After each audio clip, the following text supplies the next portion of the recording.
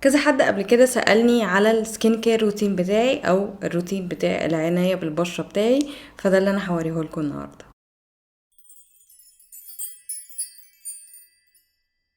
واللي ما يعرفش انا نوع بشرتي اصلا مختلطة، بس بسبب الجو وحاجات تانية كتير بشرتي دلوقتي مايلة للجافة. فانا الروتين بتاعي ده يعني اكتر للبشرة الجافة شوية، يعني مش الجافة قوي اللي هي الاكستريم جافة الحساسة، لا انا يعني جافة بس عادي، يعني اولموست مفيش زيوت بتطلع من وشي.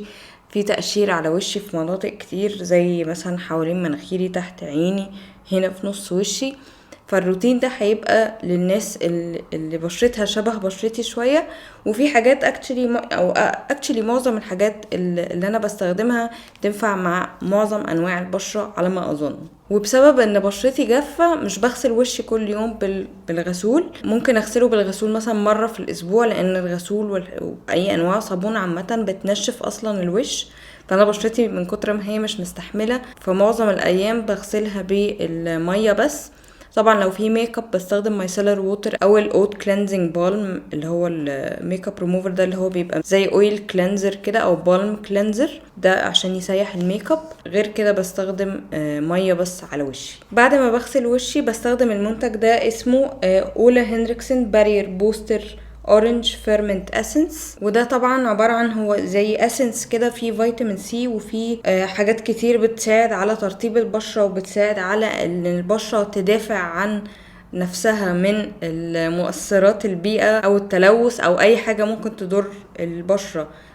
بتحافظ على انها تدافع عن البشرة بان هي بتقوي السكين بارير، او اللي هو سكين بارير، اللي هو اسمه ايه مش عارفه اسمه ايه، بس هكتب لكم اسمه بالعربي هنا، اللي هو الطبقه الحاميه اصلا للبشره. وزي ما انتم شايفين هو الكونسيستنسي بتاعته يعني شبه الميه، خفيفه قوي.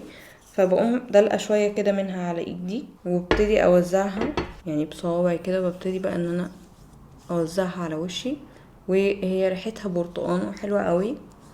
مش عارفه بقى هل اثرت على وشي فعلا، يعني لان انا بغير حاجات كتير في بشرتي، ادويه سكين كير بيتغير كل شويه، فانا مش عارفه اذا كان كل حاجه لوحدها تبقى سبب في تغيير، ولا هو كلهم على بعض بيحسنوا بشرتي. فانا مش يعني ما اقدرش اديكوا ريفيو على كل واحد لوحده، لان انا برضو مش اكسبرت قوي في السكين كير بصراحه.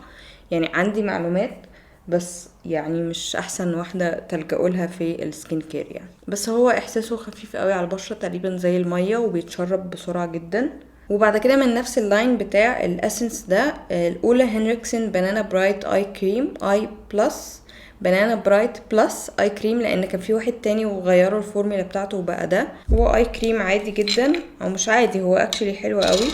بس انا بحب فيه ان هو بيدي تنوير عند منطقة العين بشكل مش ملحوظ. يعني هو بينور تحت العين، بس مش بشكل ان هو كأنه ميك اب مثلا. وابتدي احطه كده بالصباع، دايما الصباع اللي قبل الاخير ده، لان هو اضعف صباع، مش هيسبب ضغط على منطقة تحت العين، لان هي دي اخف، يعني اخف. الجلد هنا رقيق قوي، فما ينفعش ان احنا نشده جامد يعني. فدايما استخدام الصباع ده مع كريمات العين احسن حاجة. مش عارفة بقى اوريدي شايفين التنوير اللي تحت العين ده ولا لا. وطبعا بيدي ترطيب هايل لتحت العين. بس انا عايزه اقول لكم مع بشرتي الجافه ده مش كفايه، هقول لكم هستخدم ايه بعد كده. ده مش كفايه الترطيب تحت عيني، لان عيني من المناطق بجد مقشره من الجفاف اللي عندي. وباخد منه برضو حاجه بسيطه قوي فوق الجفن، بحيث تدي ترطيب. طبعا لو شفت الفيديو بتاعي اللي انا هحط لكم اللينك بتاعه هنا وفي الديسكريبشن، هتعرفوا ان انا مش مقتنعه قوي بفكره لازم اي كريم. لا، هو مش لازم. لو عندك مرطب حلو ما يكونش فيه بس مواد معينه مقشره او كده يتحط حوالين العين عادي جدا. واللي بيتطبق عليه الكلام ده، المرطب اللي انا بستخدمه هو السانت ايفز، اسمه رينيوينج مويسترايزر كولاجين ان الاستين. بصوا، ده مش احسن مرطب، بس هو حجمه على سعره موفر جدا، وهو مرطب مش بطال، يعني مش احسن حاجة بس مش اوحش حاجة، فاللي هو ماشي حلو. ولما بحطه مع المنتج الجاي اللي انا هوريهولكم بيعملوا ميكسشر حلو، بيرطبوا بشرتي كفاية. مش احسن ترطيب في الدنيا، بس في نفس الوقت مش احسن حاجة، وفي نفس الوقت كميته بتخليني يعني استخدمه بكل حرية. لكن المرطبات التانية اللي هي لاروش والحاجات دي من كتر ما سعرها غالي وحجمها صغير بقعد يعني اتنتف فيها، احط حتت صغيرة حتت صغيرة، لكن ده بحط منه على قد ما اقدر وبستخدم منه على جسمي ولسه مش بيخلص. وده شكله من جوه، هو يعني بيفكرني شوية بالنيفيا وجونسون والحاجات دي، ومكوناته very basic، يعني مفيهوش مكونات تكنولوجية خطيرة، يعني mineral oils، مية، الحاجات اللي هي المرطبات العادية جدا. ما اظنش حتى ان هو فيه هايلورونيك اسيد او كده، ممكن يبقى فيه جليسرين. فاللي هي بجد مرطب very basic بس كويس على الحجم وعلى السعر. فعلا مش بطال طبعا مع الظروف دي، يعني مش فارق معايا ان هو يبقى نص نص، بس يقعد معايا كتير. وبيتفرد بطريقه حلوه قوي، بيدي شويه جلو على البشره، بس الجلو ما اظنش ان هو بيثبت قوي يعني، والنقطه منه بتكفي يعني حته كبيره. يعني انا بقول لكم عشان بشرتي جافه فبحط كتير، واكشلي نقطه زي دي ممكن تكفي نص الوش كله، بس يعني بحط لايرز لان من كتر ما بشرتي جافه بحس انها عايزه، يعني وانا بحط المرطب بحس انها بتشربه بسرعه قوي من كتر ما هي عايزه ترطيب. وريحته خفيفه قوي مش قويه، زي ما بقولكوا بتفكرني زي كريمات جونسون ونيفيا والحاجات دي، اللي هي الريحه بجد ريحه كريم عادي جدا يعني. ودايما باخد السكين كير بتاعي على رقبتي كده، لان رقبتي جزء اللي هي تجزأ. طبعا عايزه اقول لكم ان احنا يعني المفروض كمان ناخده لحد اللي هو الحته اللي بيسموها الديكولتيه ده، او الحته اللي هي الصدر دي. وزي ما بقول لكم ساعات بقوم كمان حاطه على ايدي في وسط ما انا بعمل وشي، اقوم مرطبه ايدي، مفيش اي مشكله، وينفع مع الجسم برضو، ترطيبه حلو قوي وخفيف يعني ميزته ان هو كمان بيتشرب بسرعه.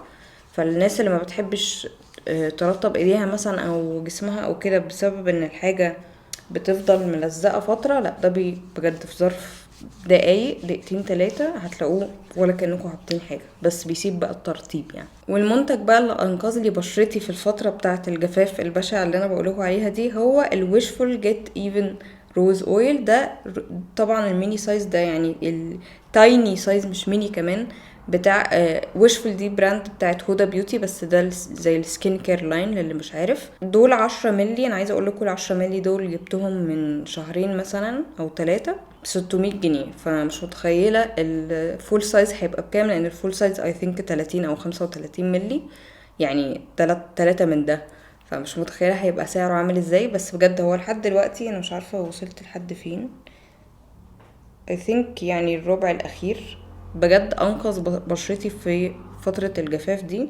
هو عبارة عن مجموعة زيوت مرطبة للبشرة، مش فاكرة هما ايه بالظبط، بس بعد الفيديو هفتح الويب سايت واكتب لكم كل هنا لستة كده بالزيوت المفيدة اللي جواها. وهو زي ما انتم شايفين عبارة عن زيت كده، وبحط على وشي بالظبط نقطة هنا نقطة هنا نقطة هنا ونقطة على رقبتي. ساعات في الايام اللي بحس فيها بالجفاف يعني قوي قوي بحط نقطتين نقطتين، بس دلوقتي يعني الدنيا ماشي حالها وبتوزع بسهولة قوي، بالذات بعد المرطب ده. شايفين بقى الجلو اللي بيسيبه، وفعلا حاسه ان هو فعلا رطب بشرتي، انقذها من التقشف والتشقق وكل حاجة. بجد بشرتي كانت لا بتنهار يعني. وبحب ان انا بعد ما اوزعه كده ابتدي اطبطب عشان ادخله بزقه جوه البشره كده. وبرده ده يعني ما تفتكروش ان هو عشان زيت فهيفضل وشكم زيت، لا خالص. بجد البشره برضو يمكن عشان بشرتي انا بتشرب كل حاجه مرطبه تشوفها قدامها، بس فعلا اظن ان هو عامه بيتشرب البشره بتتشربه بسرعه قوي. وانا عايزه اقول لكم الاويل ده بجد يعني بعد الروتين اللي انا هعمله ده بحط ميك اب فوق كل ده عادي جدا. والميك اب اكشلي يعني الناس اللي بشرتها جافه عارفه ان لو البشره ما ترطبتش حلو قبل الميك اب بيبقى شكلها صعب، مقشره ومشققه، وشكلها بجد ما بيبقاش حلو. مع الروتين اللي انا بستعمله ده الميك اب بيطلع حلو قوي.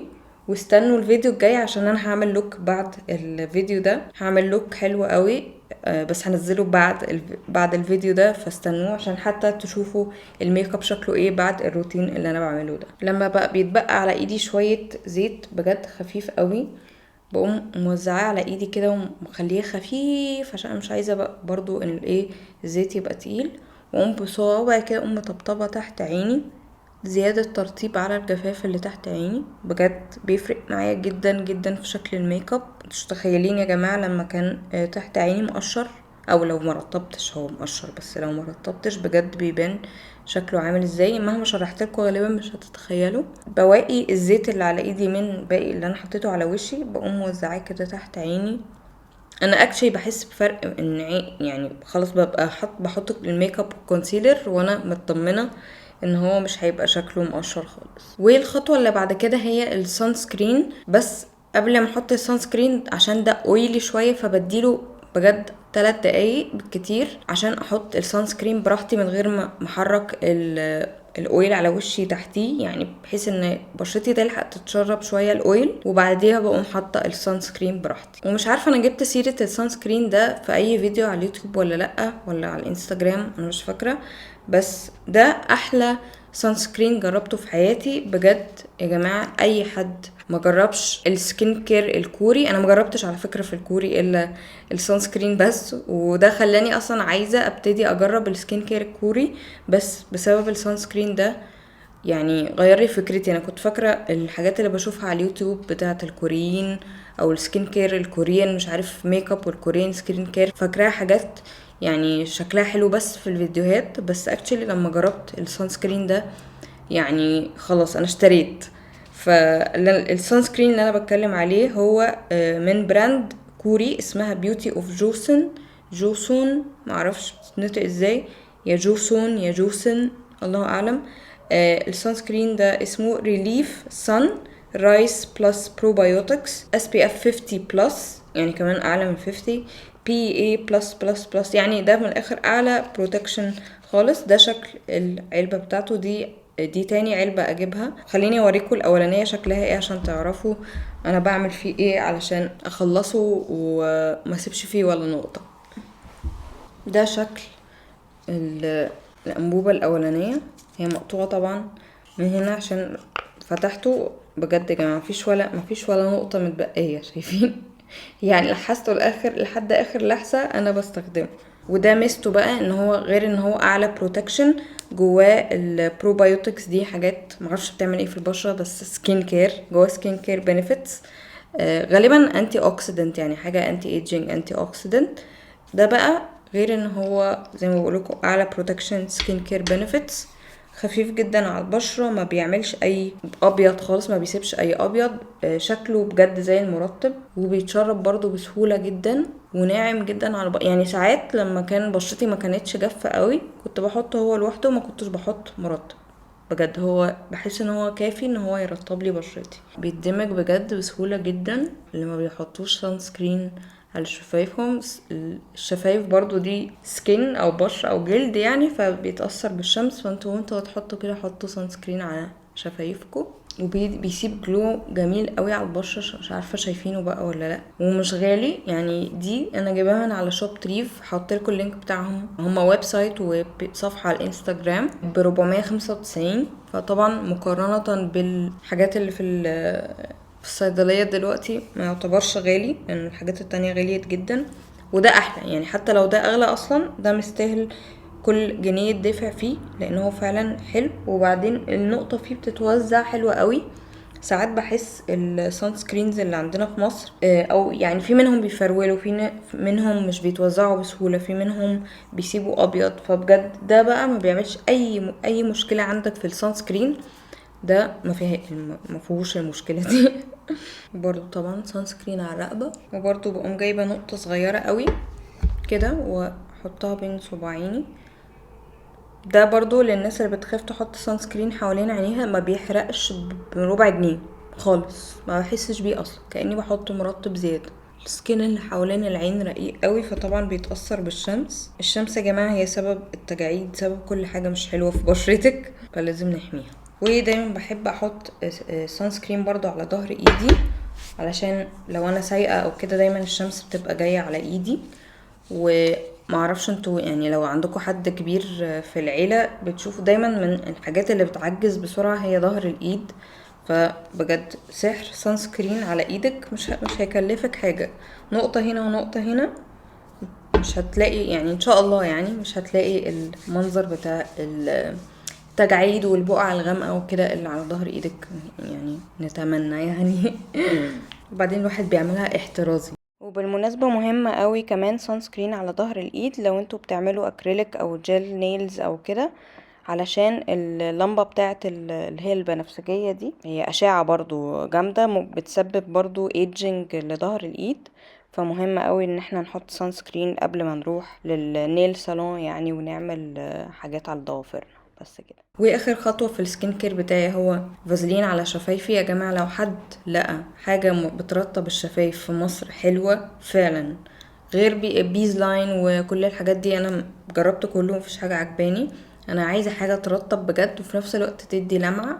اقرب حاجه لقيتها كده اللي هو اللونا ايمولينت ده، بس هو ضايع مني دلوقتي. بس وبرضه مش حاسه ان هو احسن مرطب، يعني هو بيدي اللمعه بس مش احسن مرطب. بيرطب شغال ماشي حلو بس مش احسن مرطب، فبحط فازلين. فدلوقتي بقوم فاتحه كده برطمان فازلين واحط لان هو ده فعلا احسن مرطب يعني.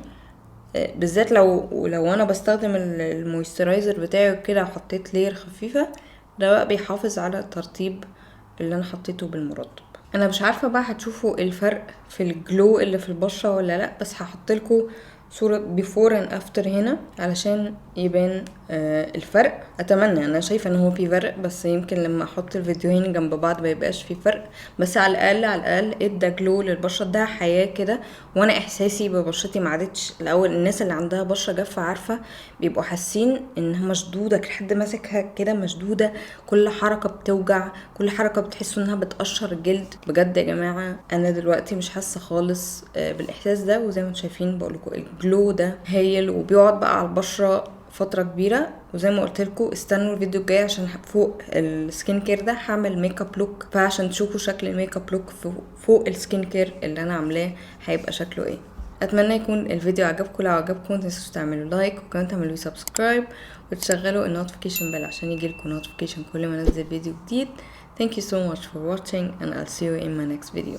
Bye.